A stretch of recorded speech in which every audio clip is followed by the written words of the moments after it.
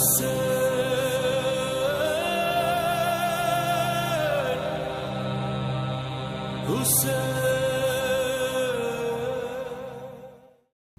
اللہ الرحمن الرحیم رب اشرح لی صدری ویسر لی امری واحلل عقدۃ من لسانی یفقہوا قولی۔ ناظرین، یہ پروگرام جس میں ہم کربلا کے واقعات اور حضرت امام حسین علیہ السلام کی قربانی، آپ کے قیام کے سلسلے سے ہم نے پچھلے ایپیسوڈز میں باتیں کی ہیں۔ آج جو ہمارا سوال ہے کہ کیا حضرت امام حسین علیہ السلام اگر یزید امام حسین علیہ السلام سے بیعت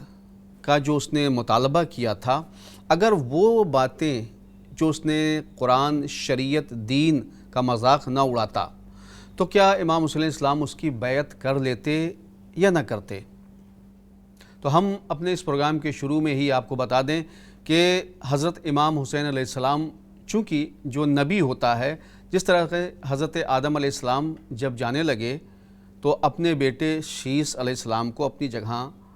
اپنے بعد والے لوگوں کے لیے ہادی رہنما بنا کے گئے۔ شیث علیہ السلام کے بعد انوش، اور اسی طریقے سے ایک سلسلہ ہے جو انبیاء علیہ السلام اپنے بعد بندوں کی ہدایت کے لیے، لوگوں کی ہدایت کے لیے ہادی رہنما بناتے تھے۔ اب یہ سلسلہ ہدایت حضرت علی ابن ابی طالب علیہ السلام تک آیا، اور پھر حضرت علی ابن ابی طالب علیہ السلام نے امام حسن، اور امام حسن کے بعد حضرت امام حسین تک آیا۔ ہادی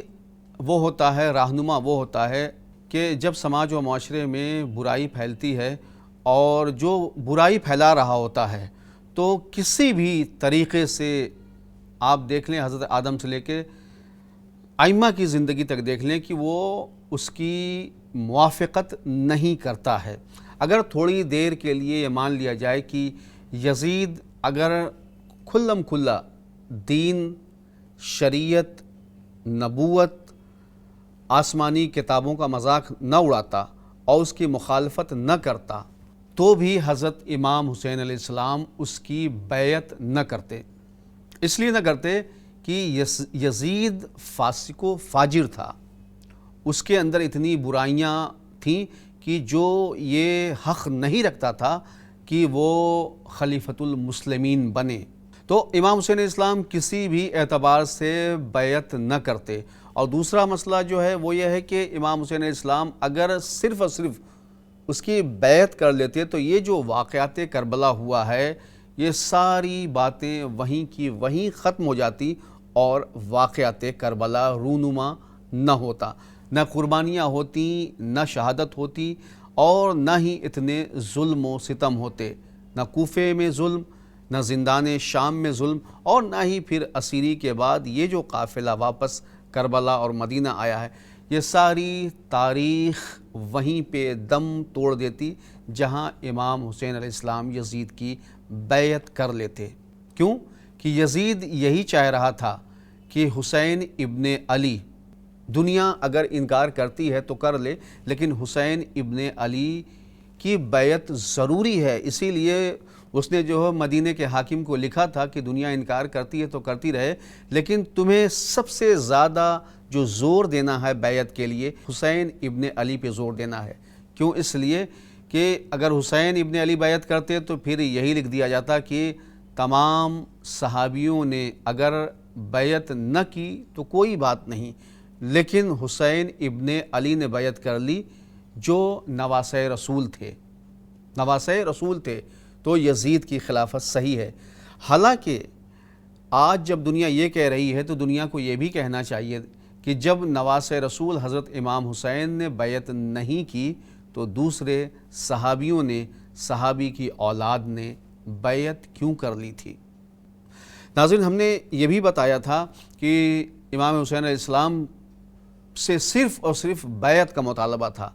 بیعت کا مطلب یہ ہوتا ہے کہ بیعت کہ کسی کے ہاتھ پہ ہاتھ رکھ دینا۔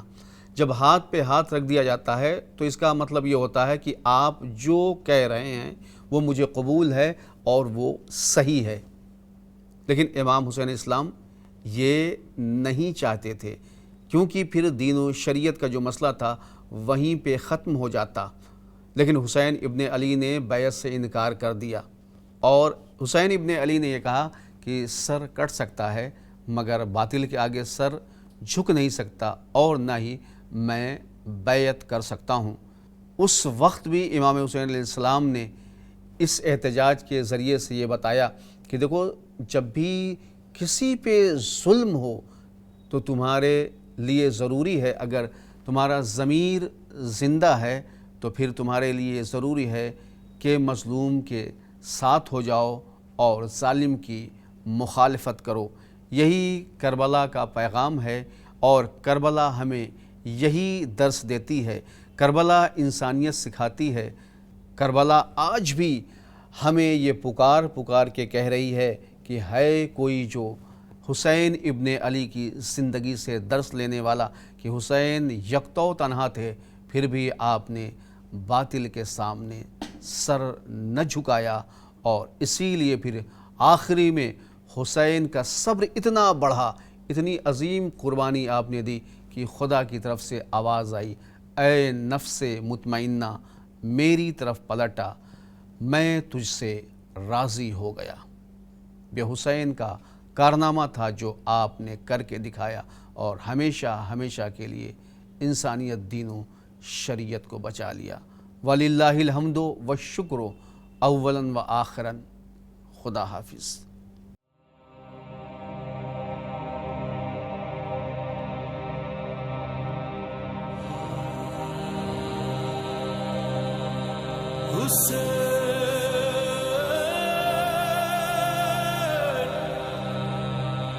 Hussein